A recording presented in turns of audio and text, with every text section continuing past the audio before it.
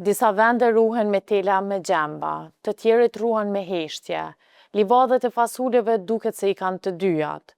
Për një pjesë të opinionit, ky është vetëm një poligon ushtarak në Serbinë qendrore. Por për familjarët të personave të zhdukur nga lufta në Kosovë, emri I tij lidhet me një dyshim që nuk është hetuar kurrë deri në fund. Prej vitesh, Pasuljanske livadhe apo livadhet e fasuleve përmenden në kontekstin e dyshimeve për varreza masive me trupat e shqiptarëve të vrarë gjatë luftës së fundit në Kosovë.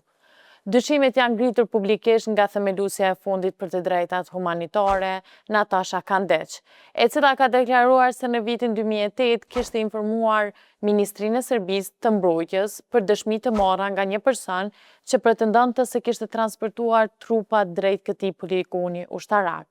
Sipas saj, institutet serbe nuk zhvilluan asnjë hetim publik. Pretendimet nuk janë konfirmuar me gërmime forenzike apo hetime zyrtare. Emri livadhet e fasuleve rikthehet edhe në dosjet më të fundit të Prokurisë Speciale të Kosovës.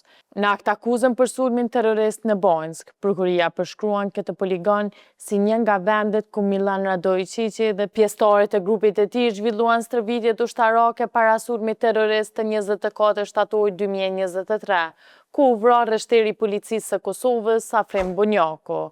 I njëjti lokacion përmendet edhe në akt akuzën për sulmin ndaj kanalit të Iber Lepencit, ku prokuria speciale pretendon se të akuzuarit Vëllezrit Dragisha dhe Jovan Veçentjević kishin kryer stërvitjet ushtarake para realizimit të sulmit.